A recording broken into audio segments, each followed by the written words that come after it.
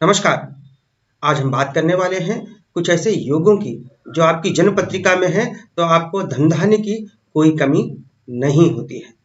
ये योग हैं वशुमान, अम्ला और पुष्कल योग। ये कैसे बनते हैं और इनके क्या क्या फल होंगे, ये सब आज हम देखेंगे। तो आइए आगे चलते हैं।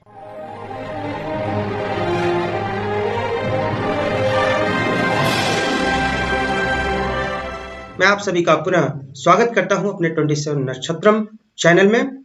आज हम बात करने वाले हैं तीन बहुत ही शुभ योगों की, वशुमान योग, अम्ला योग, पुष्कल योग। और हम ये देखेंगे कि ये कैसे बनते हैं और इनके परिणाम क्या होंगे। तो सबसे पहले बात करते हैं हम वशुमान योग की। वशुमान योग, यदि समस्त शुभ ग्रह कौन से होते हैं? चंद्रमा, बुध, गुरु और शुक्र। यहां पर शुभ चंद्र का होना जरूरी है। ध्यान रहे, दो पक्ष होते हैं, शुक्ल पक्ष और कृष्ण पक्ष। तो यहां पर चंद्रमा जो होता है वह शुभ भी होता है और अशुभ भी होता है। सामान्यतया शुक्ल पक्ष की अष्टमी से कृष्ण पक्ष की अष्टमी तक का जो चंद्रमा है वह शुभ माना जाता है। जो पूर्णिमा के आसपास का जो चंद्रमा है वह अधिक शुभ माना जाता है। तो चलते हैं अपने इस टॉपिक पर आगे। तो हम क्या बात कर रहे थे कि वसुमान योग, यदि समस्त शुभ ग्रह लग्न से गिनने पर तीसरे, छठवें, 10वें, 11वें इन स्थानों में हो तो ये वसुमान योग बनाते हैं। 3, 6, 10, 11 भाव में आप लग्न से गिने 3, 6, 10 या 11 भाव में शुभ ग्रह हो, समस्त शुभ ग्रह हो तो वसुमान योग का निर्माण होता है। अब ये जो 3, 6, 10, 11 है, ये भाव उपचय स्थान भी कहलाते हैं। दूसरे प्रकार से भी वसुमान योग बनता है, जैसे हमने अभी लग्न से देखा। इसी प्रकार आप देखिए कि चंद्रमा जहां भी विराजमान है वहां से 3, 6, 10 या 11, 3, 6, 10 और 11 इन राशियों में सभी शुभ ग्रह हों तब भी वसुमान योग का निर्माण होता है। अब आप सोचेंगे 3, 6, 10, 11 इन भावों में क्या सभी में एक एक ग्रह होना चाहिए? नहीं, किसी में 2 ग्रह भी हो सकते हैं, किसी में 3 ग्रह भी हो सकते हैं, लेकिन सभी शुभ ग्रह तीसरे, छठवें, 10वें और 11वें इन भाव में विराजमान हो, चंद्रमा जहां बैठा हो वहां से, तब वशुमान योग का निर्माण होता है। तो हमने अभी 2 प्रकार से वशुमान योग को देखा। पहला तो यह है कि लग्न से उपचय भावों में, अर्थात तीसरे, छठवें, 10वें या 11वें भाव में सभी शुभ ग्रह हों, तीसरे, छठवें, 10वें और 11वें भाव में सभी शुभ ग्रह हों तब वशुमान योग का निर्माण होता है। दूसरा हमने अभी बात की कि चंद्रमा जहां भी विराजमान हो उससे तीसरे, छठवें, 10वें, 11वें अर्थात उपचय भावों में सभी शुभ ग्रह विराजमान हो तब भी वशुमान योग का निर्माण होता है।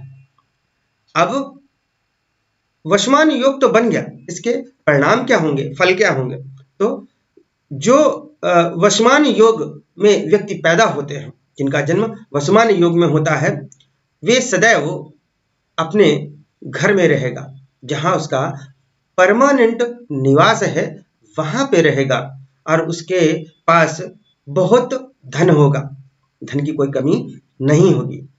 आपको बताना चाहूंगा कि पहले के जमाने में परदेश अर्थात विदेश में रहना कष्टप्रद माना जाता था, कष्ट के लक्षण माने जाते थे, और अपने घर में रहना सुख के लक्षण माने जाते थे।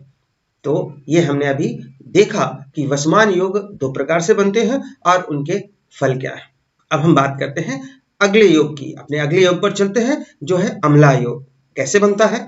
यदि लग्न कुंडली में लग्न या चंद्रमा से 10वें भाव में शुभ ग्रह हो तो अम्ला योग का निर्माण होता है। चाहे लग्न से 10वें भाव या फिर चंद्रमा जहां विराजमान है वहां से 10वें भाव में शुभ ग्रह हो तो अम्ला योग बनता है। अम्ला योग के परिणाम क्या होंगे? जिस भी जन्म पत्रिका में अम्ला योग बनता है उसके क्या फल होंगे? तो जो अम्ला योग में जन्म लेते हैं ऐसे जातक के पास जमीन जायदाद भरपूर होता है, धनी होते हैं, नीति कुशल होते हैं, पुत्र और संपत्ति से युक्त होते हैं, फेमस होते हैं, लोग इनको जानते हैं। तो ये रहा अम्ला योग के फल या अम्ला योग के परिणाम। अब हम बात करते हैं अगले योग की। अगला योग है पुष्कल योग। पुष्कल योग कैसे बनता है और उसके क्या परिणाम होंगे? तो यदि किसी जन्म कुंडली में लग्न के स्वामी अर्थात लग्नेश और चंद्रमा जिस राशि में विराजमान हो, लग्न के स्वामी और चंद्रमा जिस जिस राशि में विराजमान हो, उनके स्वामी एक साथ केंद्र में बैठ जाएं और किसी अधिमित्र के घर में हो, अत्यधिक मित्र वाले ग्रह की राशि में हो, और कोई बलवान ग्रह लग्न को देख रहा हो, तो पुष्कल योग का निर्माण होता है। यहां पर मैंने अभी बात की थी केंद्र, किसी भी जन्म कुंडली में प्रथम, चतुर्थ, सप्तम और दसम भाव केंद्र कहलाते हैं। पुष्कल योग पुनः बताना चाहूंगा कि लग्न कुंडली में जो लग्नेश हैं अर्थात प्रथम भाव के स्वामी हैं, वे जिस राशि में बैठे हों उस राशि के स्वामी, और चंद्रमा जिस राशि में बैठे हों उस राशि के स्वामी, ये दोनों ग्रह आपस में एक साथ केंद्र में बैठे हों अर्थात पहले, चौथे, सातवें या 10वें भाव में बैठे हों, और किसी अधिमित्र यानी अत्यधिक मित्र वाले ग्रह के राशि में बैठे हों, और कोई बलवान ग्रह लग्न को अपनी दृष्टि से देख रहा हो, तो पुष्कल योग बनता है। पुष्कल योग के फल क्या होंगे, परिणाम क्या होगा? जिस भी व्यक्ति की जन्मपत्रिका में पुष्कल योग बनता है, जो व्यक्ति पुष्कल योग में जन्म लेते हैं, उन्हें सरकार से सम्मान प्राप्त हो सकता है। धन की इनके पास कमी नहीं होती, प्रसिद्ध होते हैं ऐसे व्यक्ति अपने एरिया में, और दूर दूर तक भी लोग इनको जानते हैं।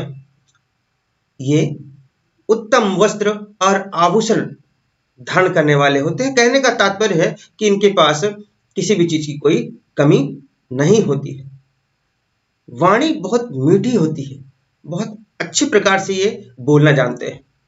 इनके नीचे बहुत से लोग काम करने वाले होते हैं, और ये हायर पोस्ट पर भी जा सकते हैं, श्रेष्ठ पद को प्राप्त कर सकते हैं। तो इस प्रकार आज हमने 3 योगों की चर्चा की और ये देखा कि वे योग कैसे बनते हैं और उनके परिणाम क्या क्या होंगे। पहला योग था वशमान योग, जो 2 प्रकार से बनता है, फिर था अम्ला योग, और अभी पुष्कल योग, 3 योग। तो आप भी अपनी जन्म कुंडली देखिए, अपनी जन्म पत्रिका अर्थात लग्न पत्रिका देखिए, क्या आपकी जन्म पत्रिका में यह योग बन रहा है? कमेंट में जरूर बताइएगा। तो आज के लिए बस इतना ही। नमस्कार।